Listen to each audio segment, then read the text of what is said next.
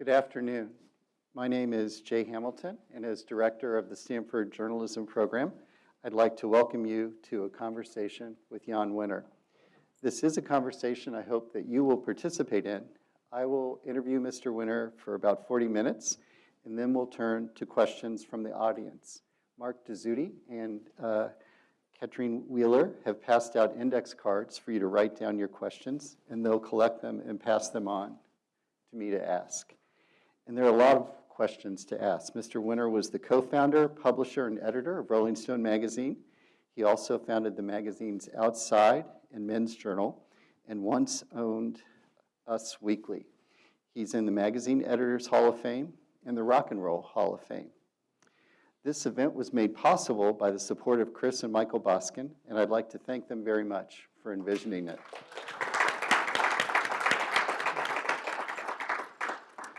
The event is sponsored by the Stanford Communication Department, the Graduate School of Business, the Public Humanities Initiative, and the Stanford Institute for Economic Policy Research. This is the first and probably only time that all those units will come together to host an event, which reflects how wide-ranging and distinctive your impact has been. So we're here today because you've written a stellar memoir entitled Like a Rolling Stone. Here's the product placement. I'd highly recommend it to people interested in learning about the 60s, about journalism, about rock and roll, and particularly about rock and roll as soft power, as a cultural force. So many tales of the 60s start with UC Berkeley. You arrived there as a freshman in the fall of 1963. Can you talk about what your experiences as a student at Berkeley were like? Well, it's odd even thinking about those. I was back on that campus yesterday. It's odd to think that I went there like I could have gone here like 63 years ago, and now I'm back as like one of these old men that I used to listen to. They used to bring in my school and say, why is that gray-haired person speaking? I mean, what has he got to do with my life? They trot out these old alumni. Anyway, here I am. It was a normal experience at Berkeley, and when I started in 63, coming from boarding school, and it was amazed to be this great university. It was at that time considered a Harvard and Berkeley rivals, and you went through all the normal things. I think I'm blasting with really smart people, and there's this multiverse of things to study. But it was the cracking. It was the cracking point. It soon became 1964, and the free speech movement started there. You know, just out of a kind of all nowhere, out of the kind of cosmos, this idiotic little incident took place on campus about distributing political pamphlets on university property, and it wasn't allowed. I mean, think about that now, how insane it is. But soon enough, the entire place was embroiled after several months of demonstrations and shutting down the university, and it came to a standstill. I mean, the faculty senate was debating this constantly and galvanized everybody. And I happened to be in a particular place in relationship to that movement, having joined an outfit called Slate when I started there, which was a student radical group, and also having a job as a part-time correspondent for NBC News due to other circumstances. So soon I was in the maelstrom of it, and it would, in retrospect, we can really say that singular incident place was the beginning of student protest in modern times. Well ahead of what normally people think of the Columbia University student protest of '68 as the beginning of it, because the media is New York centric, so if it didn't happen in New York, it didn't happen. But it was that time and place, and it just with that came soon enough drugs, coming up from this campus into the kind of general Bay Area milieu. Here were these famous experiments that were being conducted by either the CIA or the Defense Department on LSD, and we were run by Stanford, and they were recruiting students and local artists and people like Ken Kesey and so forth like that. So some of the LSD was dribbling out of Stanford over to my place over there. So we put down our picket signs, and at the same time, the rock and roll era was underway. I mean, it was like maybe year 2 or 3 of the Beatles and the Stones and Bob Dylan. These things were really great music, which we were listening to really seriously and very carefully. I mean, we now know who Bob Dylan, his great poetry is, but the stuff he was saying was just remarkable, and really, would blow your mind, as it were. He's saying things like, "If your thought dreams could be seen, they'd probably put my head in a guillotine. But it's all right, Ma. I'm only dying." And when you hear that, and you've got a head full of acid, things are going to crack. And so the canvas was full of all that action and activity. So really, it was a great time. I mean, everywhere you turned, there was something for it far outstripped what was being taught in the classrooms in terms of your interest and my interest as 17, 18, 19-year-old. But it was the very beginning of what I think was the beginning of the post-war baby boom's maturation and coming of age. It also happened, it followed on closely with the assassination of John Kennedy, which was a terribly dispiriting event for everybody at that time.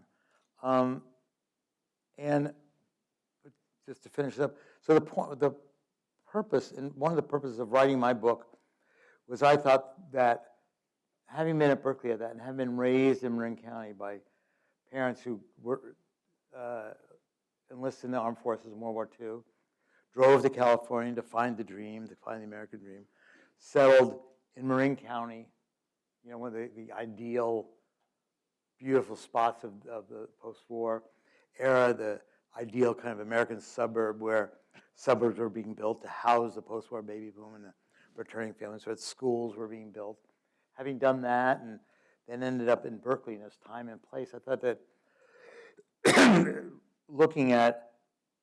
looking through the eyes of my life and through the prism of what Rolling Stone had written about for oh so long, you could really tell a true story of the post-war baby boom and what that did to America, at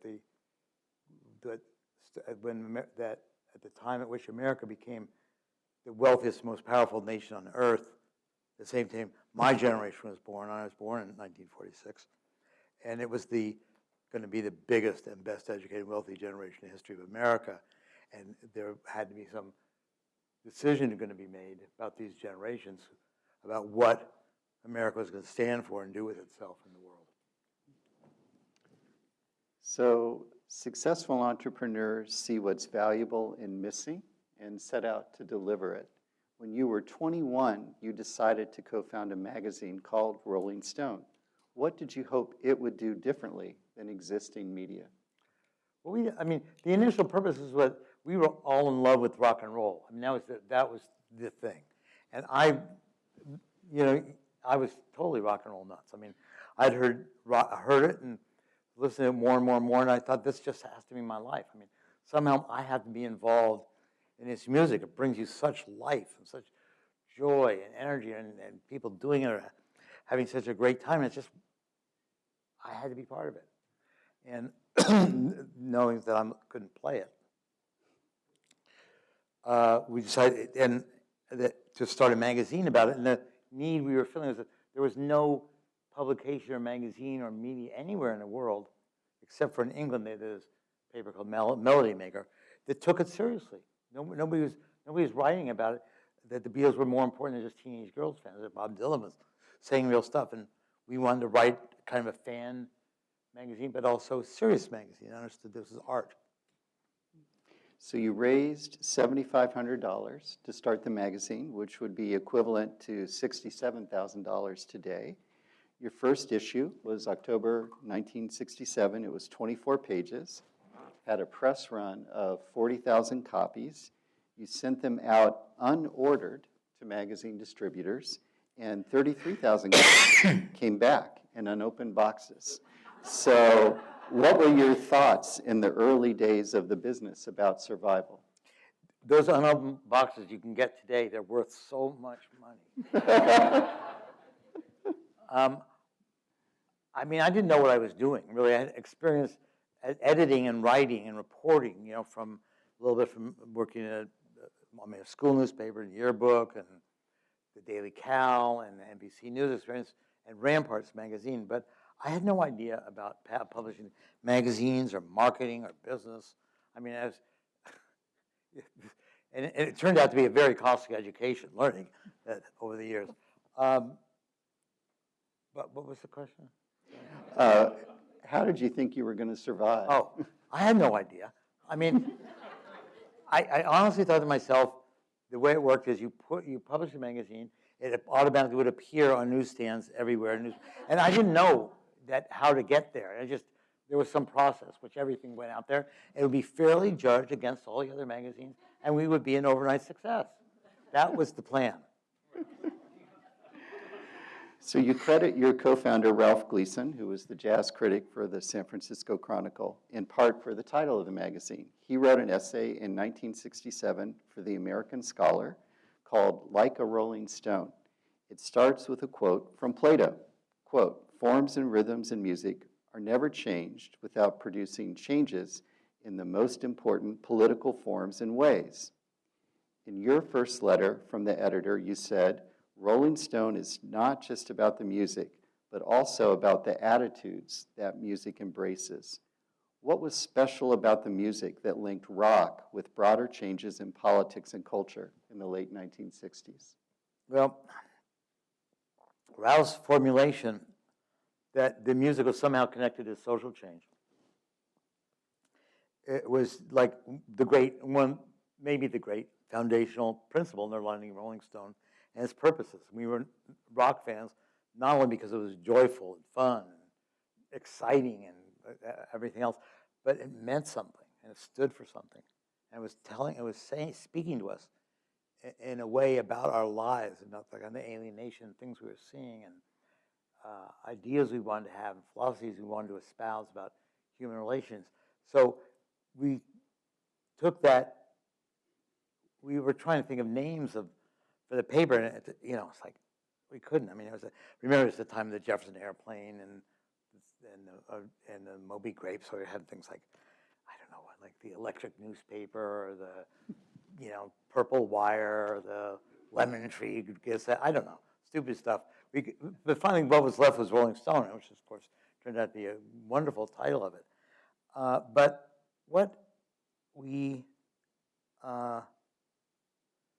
why did it impact so heavily? Is that the question? Or what was different about that era that linked the music with rebellion, with politics, with culture? Because starting with yourself as a kid or as a teenager, you were listening to this new rock and roll music. It was just starting in. Elvis was just starting in. Heartbreak Hotel. And so you grew up listening to it and the rhythms of it, the beat of the turns you on, already gotten you kind of excited. You already felt that kind of thing.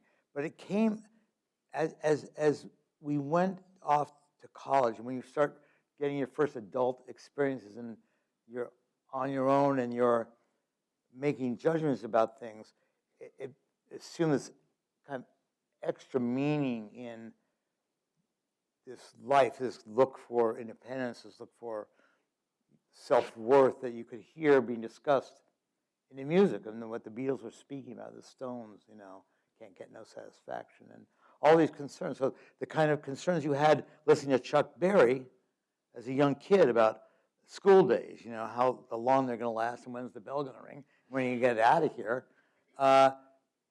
Those same concerns of your life were now reflected at a more mature level at this particular time, at a time when all of a sudden the electronic revolution is in its beginning stages, certainly. Then, all of a sudden records were available. The radio is playing stuff, now is available on records. And then soon it was going to get into tape, and all of a sudden it was going to be, in the end, as it is today, universal, everywhere, ubiquitous, all the time, nonstop. Your life is consumed with it. It's everywhere. It's the lingua franca of the times. And it became the language of young people. It became the method of communication. It became the tribal telegraph that we all spoke.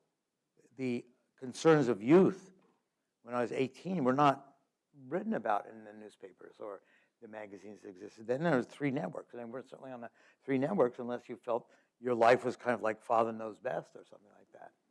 Nobody recognized it. Nobody. Do you know this? Father does. Nobody knows it. It's kind of a dumb show about family life where the parents don't sleep together and the little kids. Buddy is real happy. Anyway, so this is a place where you talked and shared ideas, not just with your friends, but with people you didn't know in other cities, other places, and soon enough other countries. And soon enough, it was 1967 and calling out around the world, are you ready for a brand new beat? And the Beatles were putting out Sgt. Pepper's, and Monterey Pop Festival was speaking at, and FM radio started in San Francisco, and Rolling Stones started. And there was everybody come aboard. This is the language. This is the new place where we're all going to be. So the magazine bundled multiple topics, music, culture, politics, often covered through distinctive interviews. So let's take each of those in turn.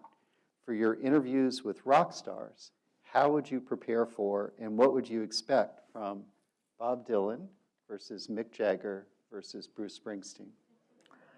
A lot of questions. Let's see.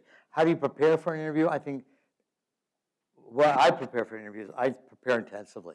I read everything I can or listen to all the records.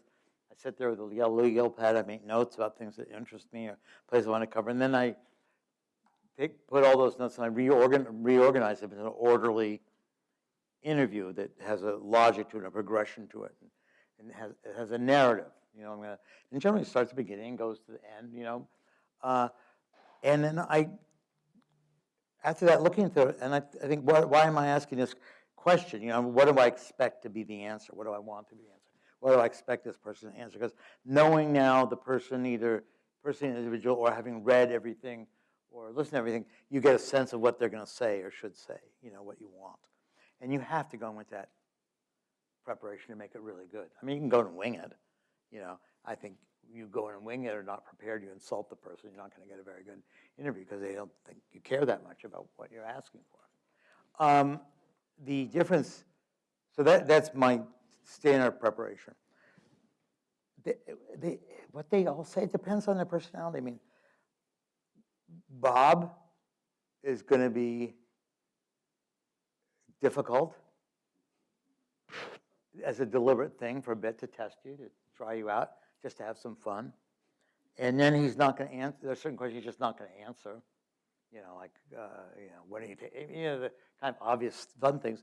He responds to being funny, and he responds to serious questions about things that take him seriously for what he is. I mean, what he is, he's a writer, a singer, a few other things, but you can't talk to him like he's some kind of youth leader or philosopher. He just doesn't want to hear about that, even though he may be. But the interviews I've had with him are always super satisfactory and have been super revealing. I've done it twice, and he's been interviewed in Rolling Stone by various of our writers 5, 6, 7, 8 times. I've always tried to send a different writer each time to get a different aspect of him, because if I kept doing it, it'd be the same interview all the time. But he was really one of my first important big interview I set out to get when we started. And we did it, and I'm going on. Mick is not a talker. Mick does not enjoy too much talking about himself, and he's a good gossip and a good Brit. He's great at small talk and charming and witty, and he's got the British accent, which we all love. But he is reluctant to spill too much. But I did an interview with him. He doesn't do long interviews. The only one he's ever done we did together, because we had come to a point in 20 years ago, something where we used to see each other all the time. And I thought, well, we should just take advantage of this friendship and do this interview, because, I mean, you're never going to do it with anybody else. The only person you're ever going to trust with is me. So let's try it. And we did, and it was long, and I had a lot of fun. I used to go to various gigs and do the interview in bits and pieces. And he called me the world's most expensive journalist. And you asked about Bruce. Bruce loves to talk. Loves to talk, and it's an easy interview, and he's an extraordinarily thoughtful guy, considered and thinks deep about stuff and about issues, about himself and his craft, and he really likes to discuss it. And that's a pleasure, its own pleasure.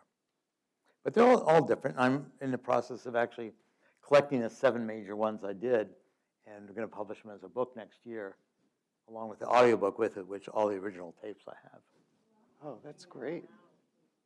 Well, the writers you nurtured and edited generated iconic books. In fact, I looked on Google Scholar today, and the scholarly citations to your writers would create a top humanities department. Wow. Yeah, if you think about Hunter Thompson, produced Fear and Loathing in Las Vegas, Fear and Loathing on the Campaign Trail. Tom Wolfe wrote The Right Stuff and The Bonfire of the Vanities. What were each of them like to edit? Completely opposite. Tom was a Southern gentleman from Virginia, polite, proper, manners. I mean, wickedly funny, a great, terrific, wonderful, warm guy who shared with me this kind of fascination with American culture and the fringes of American culture, all the crazy things. And that's who wrote the electric Kool-Aid acid test, for example. And why we got along so much, trying to, explore things. And he was just a total pleasure. I think I might have changed 25 words in his copy in a lifetime of, we did The Right Stuff, Bonfire of the Vanities, Man in Full, and I Am Charlotte Simmons, and a bunch of magazine articles on top of that. And he took forever, but he's meticulous in his craft. I mean, really meticulous. Choosing right words. You just didn't need. And once, the first time I ever did something, I said, Tom, this word was, we were doing The Right Stuff, I don't think this sentence or this word works, and I don't know, and he looks at me and he goes, yeah, just say it's bullshit, okay? And, oh, I can do that. And he was a pleasure. His manuscripts were so, when he was doing The Right Stuff, he used to come in the office every day in New York and work on it, like he was on deadline. And I'd come in the morning and see Tom at work there, and his coat off and his tie, and he had a little tie tack on his tie with the half moon, because the astronauts. And I just, gosh, Tom Wolfe is working in my office. Whoa, wow, I couldn't believe it. And he writes stuff, he turned into manuscripts. He'd correct his typed up manuscripts when he edited them, and with an ink fountain pen, he'd cross words off, he'd do balloons, and he'd use 2 or 3 colors sometimes to change something, make an exclamation point. I mean, really wonderful, illustrated, illuminated manuscripts. Hunter, on the other hand, was, Hunter just became my very best friend for a long period of time. We had just so much fun working together. I mean, mad, funny, hysterically, he was a great writer and great reporter. And he approached both with a real passion. And he loved to play tricks and practical jokes. And he was wildly eccentric in his writing habits. He didn't start writing till midnight. He would sometimes write 2 or 3 days at a time, nonstop. Deadline was complete madness with him. He only ever once had anything on time, which was Las Vegas. And then once he got on the campaign trail, everything was a really deadline thing. And for a year of writing a campaign, I had to set my life to the Democratic primary schedule in the United States. Then he would be writing, and I'd have to stay at home waiting, and it'd go on for hours. And it was always fun. His copy would come in, and we had a thing there, a Xerox telecopier, which we called the Mojo Wire, which is a copy machine where you put a phone in a machine at one end, a phone at a similar machine at the other end, and it'd take, in 7 minutes, would transmit 1 page of copy. And copy was made with a stencil on specially sheet paper, which is really stinky. It was horrible. So there's a smell that I always associate with Hunter as that thing. But I'm giving you short shrift to Hunter. I never had such a great time in my life. We did amazing hijinks on people. We'd set up dynamite at people's houses. We took lots of drugs, and we saw eye to eye on everything. Shortly after we met and he wrote The Battle of Aspen, we just agreed that we would somehow work together and use Rolling Stone to galvanize the youth vote, to crystallize this vague discontent out there, and see if we couldn't influence or help swing a presidential election or do policy, at least create policy for this country.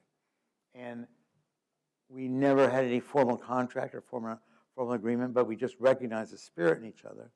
And I think I recognize him as greatness as a writer and how much fun and genius could be brought to everything. And I think he recognized in me the person who could edit him, who would understand him and what his sensitivities are and what he was trying to do and how he could write and not interfere too much with that, but in fact lend a great hand to it, which he did need. And they were just two extraordinary experiences.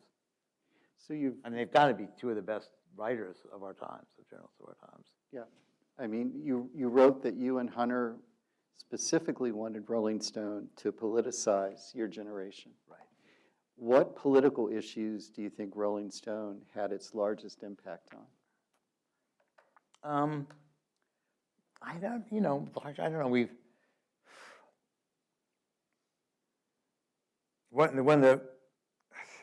war in Vietnam, we were part of in general of a, whole mindset that was against it at every bit. We crusaded on nuclear power for a long time. Mm-hmm. We broke the Silkwood case. We created the Silkwood case, Karen Silkwood.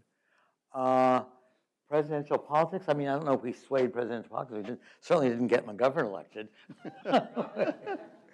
But after that initial try, I mean, I think we were major invisible players in the Carter campaign and in the Clinton campaign and the Biden campaign and the Gore campaign.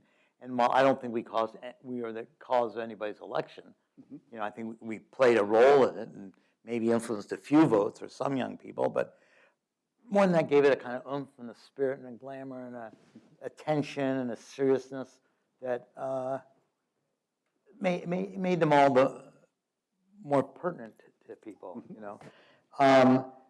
We have been, from the very beginning, taken on the drug laws, which were just criminal then, and as they still remain, are just absolutely criminal. And they got worse and worse, and we've just been nonstop with special issues.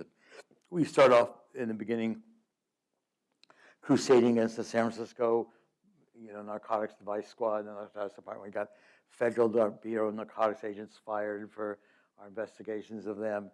But the federal law just became so bad and was so aimed at our audience, which was a big drug-using audience, and so aimed at black people because it was prevalent use there. And we all know what happened. The prison system got built up as a way of housing, the black population. It was just terrible. It was terrible. It was a terribly unjust, horrible thing, and it still goes on. But at last, we're going to see the end of that thing. And I don't know. For years, our big thing has been the environment and the climate. We started covering it in Earth Day 1970. We've never stopped. We've had some of the best writers and reporters and pieces published, and we've been very serious about that. Just time after time, we've been relentless in that.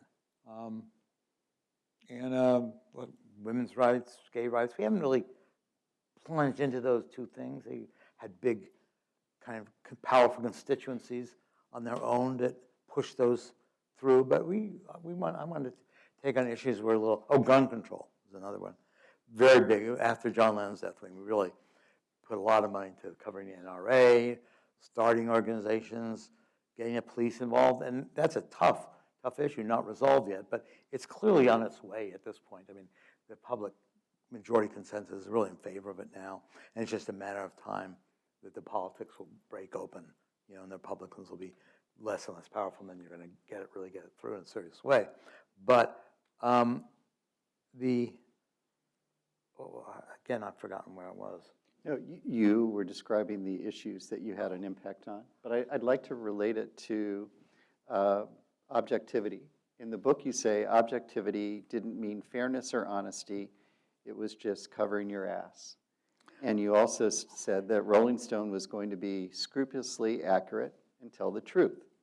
So when you compare Rolling Stone to newspapers like the New York Times or Washington Post, how do you think they approach objectivity and think about the political power of their words versus how Rolling Stone did it? Well, again, I'll get lost when I answer all those questions. So and when I get lost, just pull me and go, oh, you're wandering, aren't you there?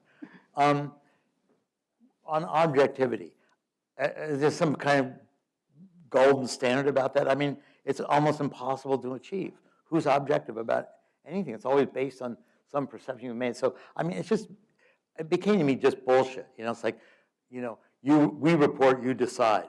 That's the slogan of Fox fucking News.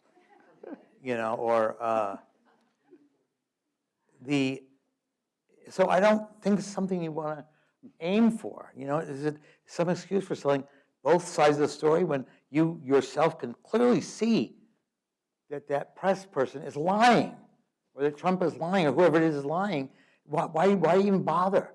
I mean, say lied, but you're not obligated to report whatever Rona McDaniels of the RNC has to say. I mean, it's meaningless propaganda bullshit. Why they even quote it? So that's kind of covering your ass. What I think, and big time. What you aspire to is honesty. And if honesty requires saying something's untruthful or coming to a conclusion, do that. I mean, it's what we all want. And it's one of the things that Rolling Stone had at that time over everybody else, that we would just be scrupulously honest and say what we thought. And, if it meant using bad words or whatever, we just say it. I think you do that in the book. You have a chapter entitled "Fuck the NRA." Right, that's right. Could you expound on that?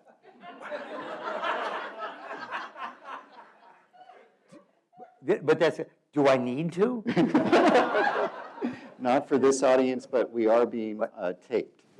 Yeah. But I mean, the idea, and this is extreme idea, if you say fuck the NRA, you distilled the entire issue down to one thing: fuck them. They're terrible. There's nothing more to say about it. So that's the honest truth about it. And I don't say, well, despite their mission of making it nice for hunters. When somebody dies, you try to make sense of their death and not be for meaningful with your mother, your whatever. In this case, John Lennon was shot down by this kid who had a gun that he bought legally, a handgun, which is really a handgun, when you think about it, is a tool for nothing but killing somebody. I mean, it's for a concealable weapon of personal violence. It's not, you can do target practice, true, but the main purpose of it is to kill somebody. You don't hunt with it. Anyway, so to make sense of the death of John Lennon, I just had to get in the issue of guns and why this was happening and gun control. I'd been an NRA junior marksman when I was in camp, so I knew my shit. And we started getting into it and finding just how evil this organization was. I mean, and the way they do it, and the way that no matter what you try to do to ameliorate the violence caused by guns in the tiniest little place or corner, whether it's like gunpowder identification or banning armor-piercing bullets, or you just name it, they won't allow it. They were rough, and the blood of, in my view, the blood of 30,000 people, 40, 50,000 a year now, is on their hands. So we spent years going after it, and it was a fruitless fight for a long time. It's been an uphill fight for a long time, but we never gave up. And I think we're part of. It's clear we haven't had the effect of all these mass shootings and like that, but we're part of a process. We brought the police departments on board this issue in a way that had never been done before. We went to find out who people think are the most effective spokesmen for gun control. And normally people are putting on that saying they're a preacher, doer, or this movie star, or this United States Senator, something. They were the spokespeople. We surveyed everybody, and you know what most people think is an expert on violence in your neighborhood or your city or anywhere? Is your cop on the beat or your chief of the police department, local police department. Makes complete sense. So we brought them aboard the issue. They hadn't been heard before, so we were all involved for a couple of years. Of us hippies and anti-war protesters in 1980, I was meeting with all police chiefs around the country, Superintendent Brusiak and this one, Commissioner McGuire and Sheriff this, and they all joined us. So, I mean, we made those contributions. So covering a crime was important in the magazine's early history, specifically how you covered the Rolling Stones concert at Altamont, where the Hells Angels murdered someone in front of the stage. Can you talk about that coverage? It was a quite extraordinary event. Everybody's kind of familiar. I don't have to explain Altamont, do I? So the coverage, though, is that so the concert's on a Sunday, and on Monday, my phone starts ringing, and I didn't go. It was a kind of a gray, miserable day, and I had a ride over with the Grateful Dead, but no ride back.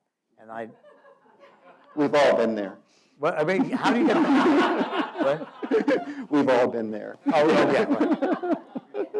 I'm sorry. So, and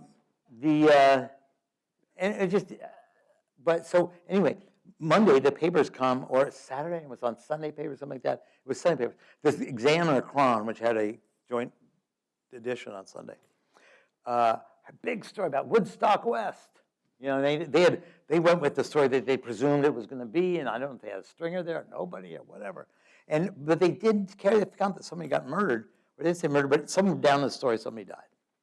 Well, all my staff was a lot of people were there, and they called and said, this thing was horrible, it's the worst, the bummer, the Angels, on and on and on.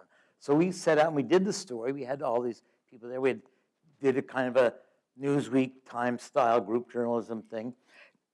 Found the family of the kid who got murdered, talked to Hells Angels, did a full wall-to-wall thing. This was 1969, I think. We were just 2 years old. I mean, so we didn't, the amateurness of which, we had no experience. We had limited experience, and we were doing this just sort of on the fly, on deadline, with what resources we had, with what knowledge we had.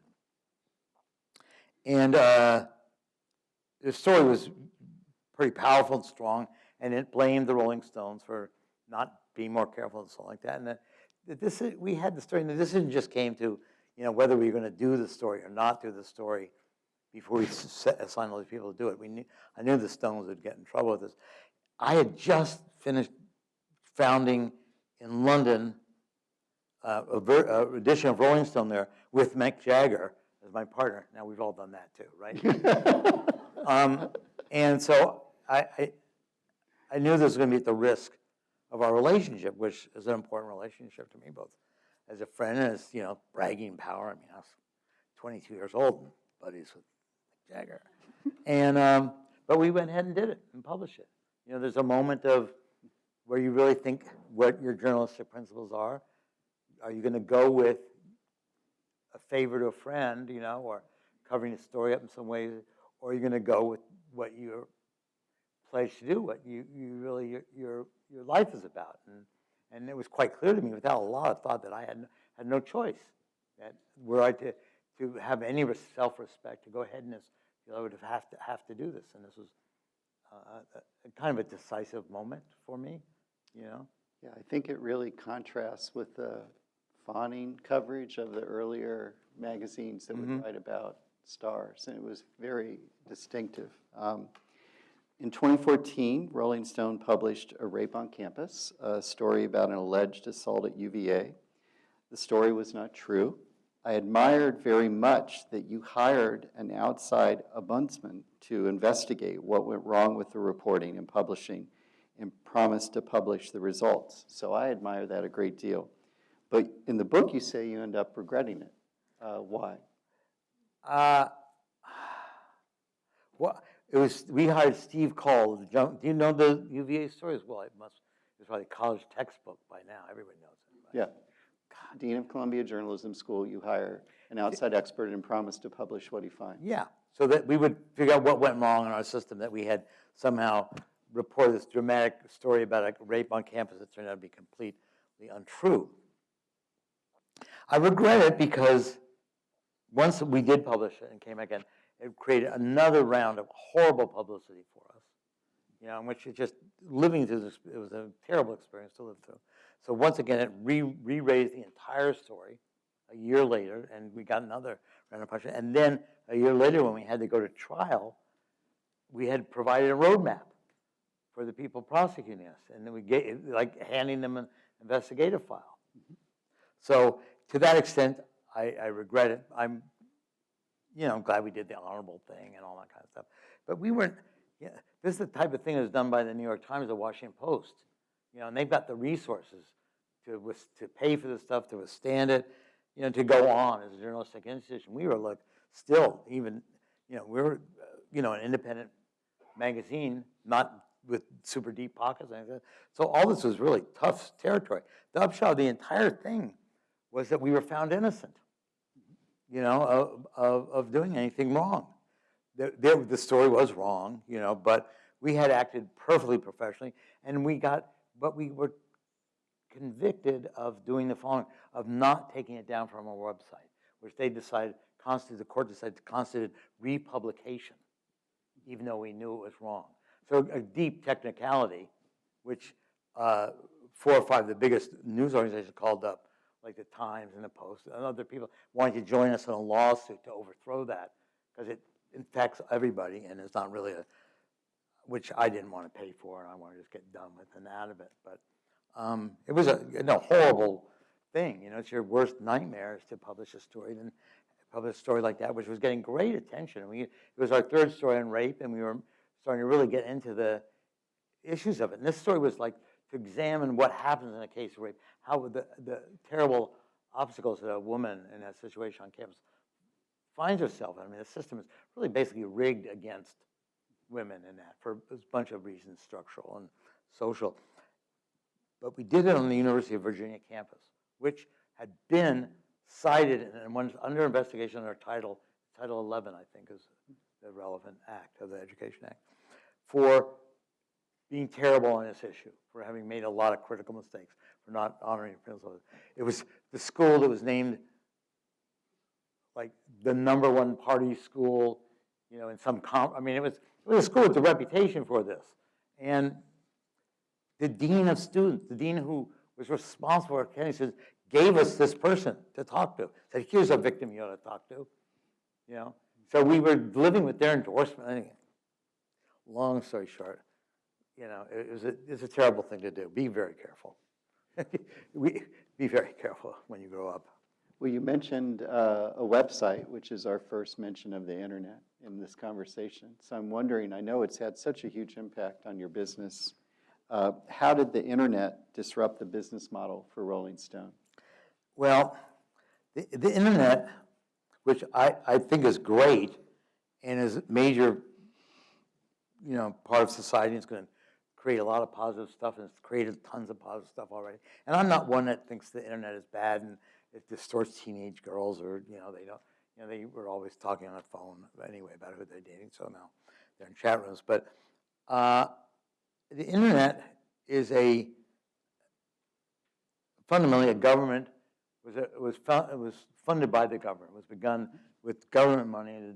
The DARPA, the Defense Advanced Research Projects, part of the Pentagon, invented the internet, paid for it. Mm-hmm. And it wasn't invented here.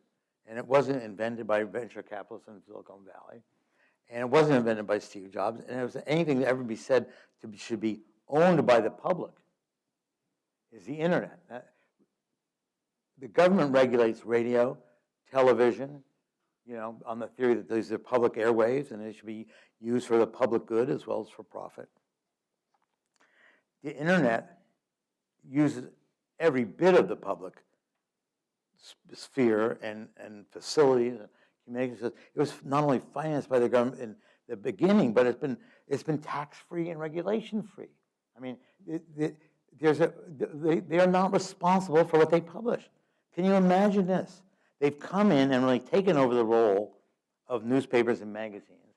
They've effectively destroyed thoughtful, in-depth investigation journalism, or narrowed it substantially.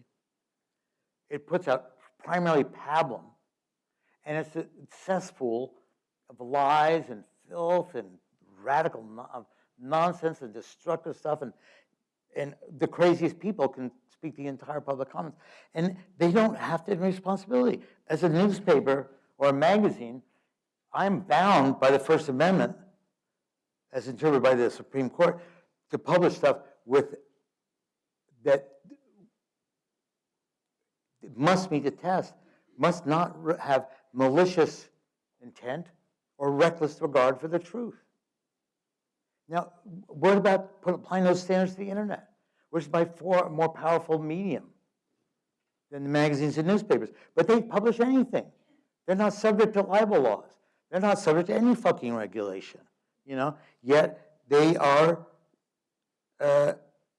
among the wealthiest, most powerful people, and have not destroyed, but have changed the nature of journalism, which this country, the Founding Fathers put the First Amendment in there to protect the free press, because they felt that a properly informed public was fundamental to the conduct of democracy, and a properly informed public could make policy decisions and participate in and vote yea or nay with their politicians.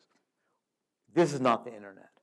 The internet doesn't have that responsible this thing, and will, if left unchecked, contribute to the destruction of what we've got. It's that marvelous instrument. It can spread democracy. It can spread voter participation. Right, left, pig, cat, or dog. But it's a cesspool right now, and it's a dangerous one, and it's ruining America. And on top of that, just a journalistic aspect, it's a monopoly of so many things. And one of the things we know about monopolies is they're ineffective. That they create great wealth, personal wealth for certain individuals, and make goods and services more expensive for other people. And I think they have to be brought under the rule of law. It's time to stop. If that occasioned a question in your mind, please hold your index card up. Katrine, do you have some questions for me or Mark? I have two more, and then we will take your questions. First is a question for the audience. How many of you are thinking about going into journalism? Looking at the MA journalism students here that I see over there. One? Hey, Irene. Hey, Chris. Hey, Sheena. Okay. One student? No. I know we have 12 students from the writing class. I thought they were saying, now I want to be a journalist. I've changed my mind, yeah. Well, my question is, I want to be Jimmy Olsen, like Jimmy Olsen up there. What's your advice for someone who's going into journalism in 2023? And please keep it upbeat.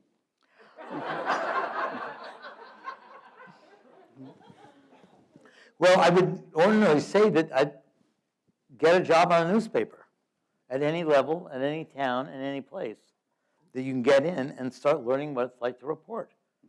And go out day to day and meet people and get facts and whatever it's called, a sewage district or, a trial for shoplifting. And get to know people and what it's like. And I think that's where you get it. And then you just start stepping it up from there.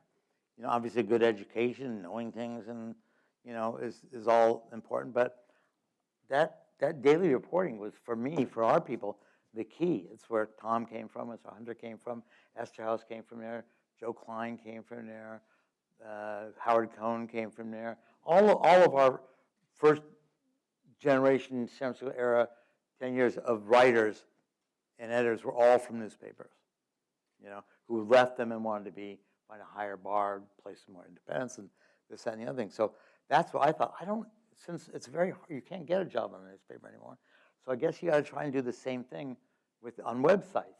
You have to go to the journalistic websites and, get that job. But don't just sit there and rewrite what the New York Times is doing, or, try and avoid writing a quick hits or the little clickbait that, they put on to, get more eyeballs and so on like that. I mean, say at least I want to take a story. I'm going to go out and just report the story. Take me 3 days. Now that's a lot of time for a website. I don't want to hear this. But you have to, or on your own, create original stuff. Go do something original. So you end the book with a quote from Bob Dylan's song, Forever Young. What does that phrase mean to you now, almost 50 years after the song was recorded? I think it means that, no matter how many years you've got on you, how old you get, cynical, stay in spirit. Mm-hmm. Always stay steadfast and true. What is his lyrics from there that makes? May you always be happy. It means keep hope alive. Keep your optimism. Keep your youthful faith in things. Never get cynical. Never give up. You got it right. To that point, just a little before that, there's I quote somebody from a. Yeah, it's, Jagger. please excuse my accent. May you always be courageous, stand upright and be strong. May your heart always be joyful. May your song always be sung. May you stay forever young. Yeah. From a Nobel laureate. Yeah. Yeah. So, great. Questions from the audience. What is the most important thing the public can do to support the best flow of information on the internet?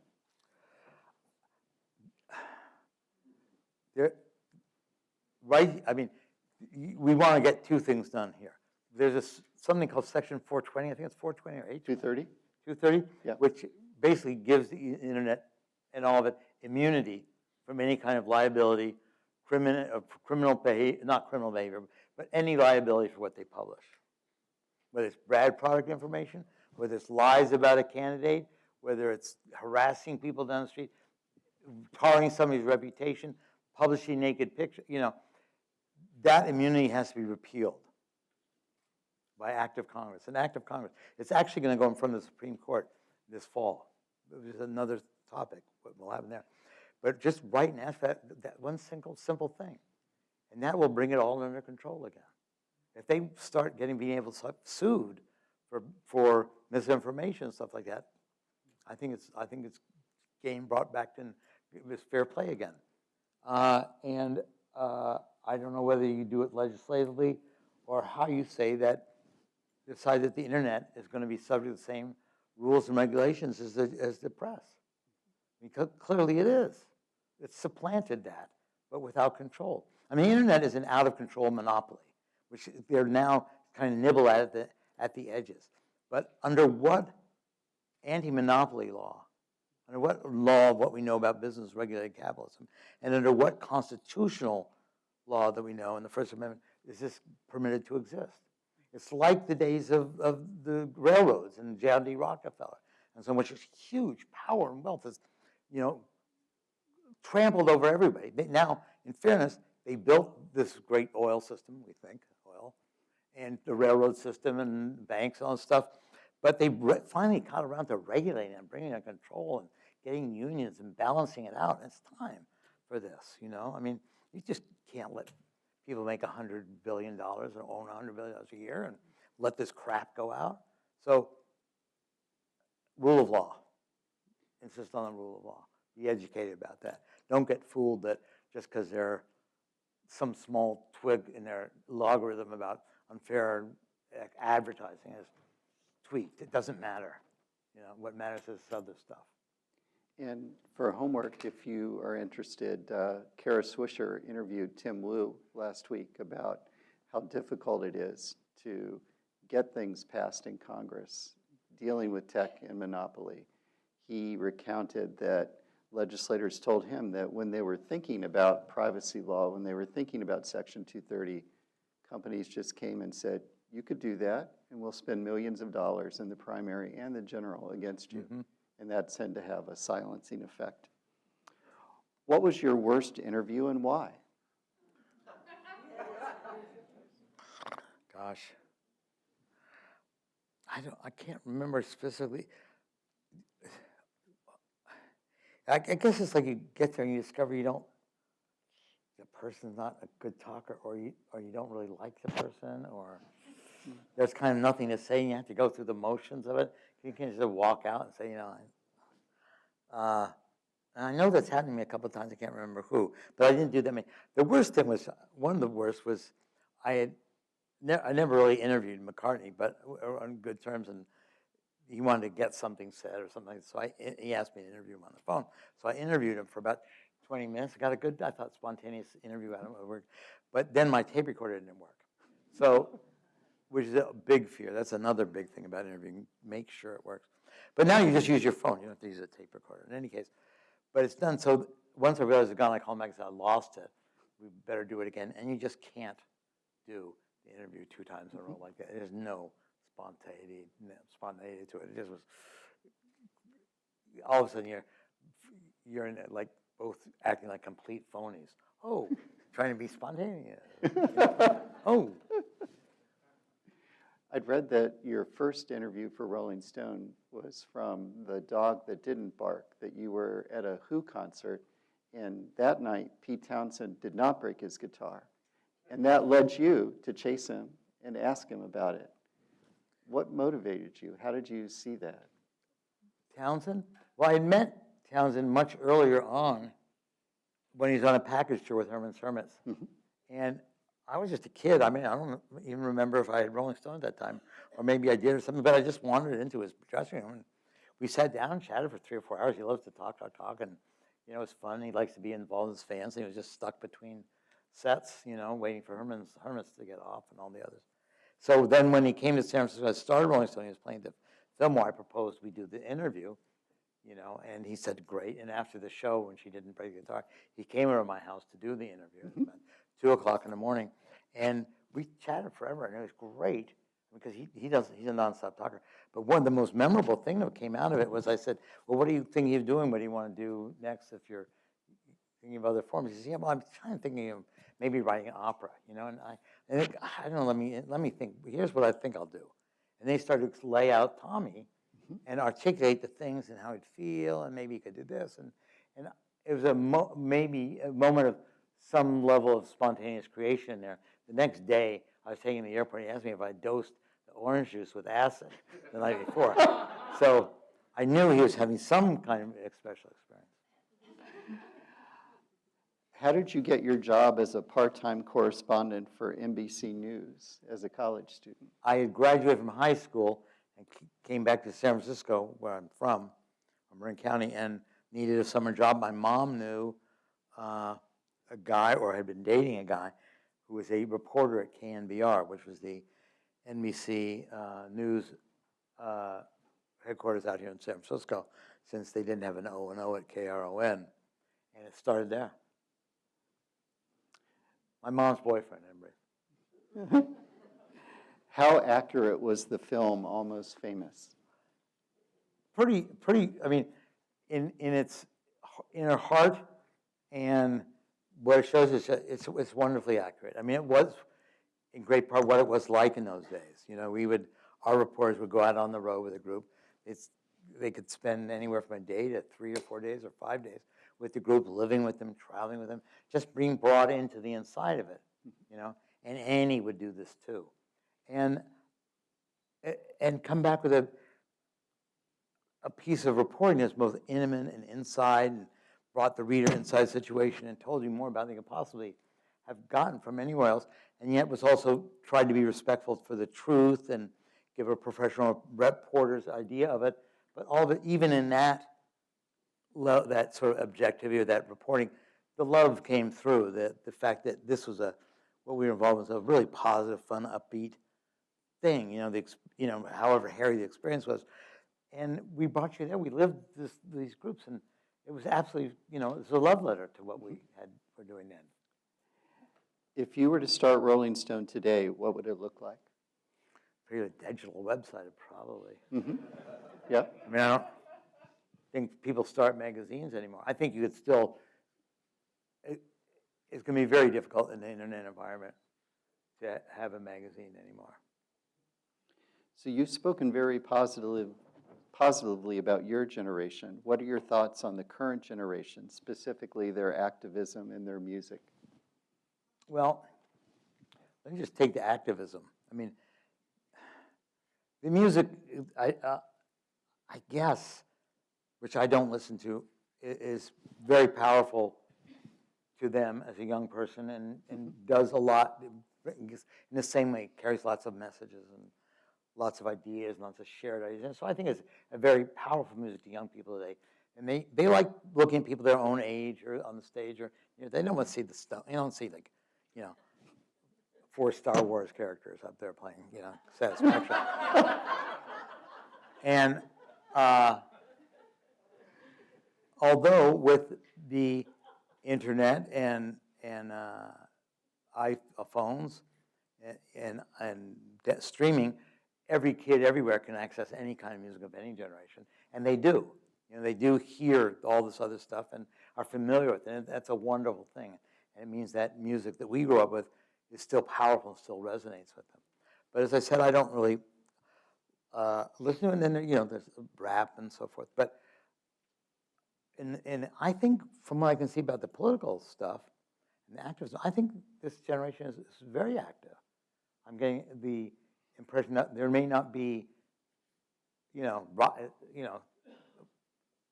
certain, expressions of it, not anymore, that they don't work anymore. But I think there's a tremendous amount of action on the part of young people. The involvement in politics and voting has been going up. I think the climate issue is obviously extremely powerful for them because because like the Vietnam War, it's about something that directly affects them. That they could be enlisted. Their lives are going to change because of climate change. So I'm pleased with it. And I think for positive, the internet helps that. I mean, for sure. But, anyway. You mentioned believing that gun control will eventually break open as a political issue. The person here says it's been 40 years since John Lennon was shot. Why are you optimistic? You would reasonably think that I have no reason to be optimistic, especially in the last 3 days in California. Because I believe, I take a longer view of all these things. I see that the drug issue has changed, the pot issue has changed. I mean, pot is effectively legal and available. It's ridiculous. We used to sneak around as furtive. People get sent to jail for smoking pot. Anyway, but the progress on that, the progress on sexual freedom and sexual rights, the progress on civil rights, and each of these feels long ways to go, particularly in certain parts of the country, abortion rights. And I think that the gun issue has just been more intractable because there's been this huge financial lobby behind it, and it's also been intertwined with the whole right-wing complex of lobbying organizations and the Koch brothers and all that stuff, because they all stand for the same thing. They all want to re-elect the same people, and they all operate together. There's no secret that a person who's a gun NRA voter is also like, I know I'm going to offend anybody politically here, but it's also part of that whole right-wing complex of anti-abortion and all the same issues. So, but in the same way as last year or the year before, Chuck Schumer announces that legalization of marijuana is going to be part of the National Democratic Platform. Now, did you think you'd ever hear that, before? Never. It's becoming, gun control is effectively part of the National Democratic Platform now. So now, unlike in the past when everybody's scared shitless of it, you have the major party battling this party over that issue.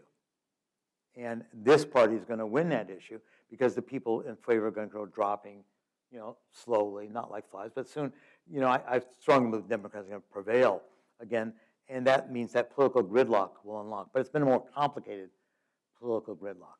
But that's why I feel confident about it. I mean, yes, the situation's not any better, but there's individual states where it's going down. There's more money being put into the movement by Bloomberg and all that kind of stuff. We're being more savvy. And I just think look at the public opinion polls. Public opinion polls like 60, 70% for reasonable gun control. Last question, sort of nostalgic. How was San Francisco in the 60s like Paris in the 20s? Because there was this time of immense creative ferment. You had a group of artists who were just working together, talking to each other, influencing each other. In Paris, it was Picasso and Leger and Matisse, and they would meet in cafes, and they'd watch each other's art, and they'd improve on each other and beat the other one and that one. There's a huge supportive scene around it. It was just in the air. I was there, by the way. I'm speaking from personal experience. And from what you read, it was in the air, and it was the thriving. And San Francisco was the same. And not just San Francisco, which was always the home of the arts and the beatniks, and going back to the days of the Barbary Coast and the 49ers, and when it was a rock and liberal crazy city and anything goes, and on top of the 49, all the people coming out to find their new lives, and the gold rush, where it was a port city, and so all kinds of international, it was a cosmopolitan city, and it was a loose city, and that tradition has survived throughout. It's still here today even. But then, post-beatnik with the drugs and the music, I mean, really, San Francisco allowed that to flourish, encouraged that. the powers that be locally liked it, even though there's some efforts on some people to shut it down, or the police department. The establishment then, Herb Cain, loved it. There was a newspaper columnist, Ralph Gleason, writing about it. And it not only was true of San Francisco, it was true at large with youth in that period in which the Beatles, the Stones, Dylan, other groups, all were on the same stage, in the same era, in the same same psychic place, where they all communicated with each other and saw their records and met and they were all creating and watching each other create. And it stimulated, and it had this great audience for it. And there are very special periods in the history of art and the history of times that comes together. And I was blessed to be around when none of those happened, and to live a life in which I've been able to shared a stage or shared a backstage with the Beatles and the Stones and Bob Dylan, Bruce, Bono, and the great artists of our time. So I couldn't be more thankful and happy and grateful and glad to share it all with you. Well, we do have a cafe set up out there. It's not Paris. The brownies are safe. But I would like to join the audience in thanking you for a wonderful conversation.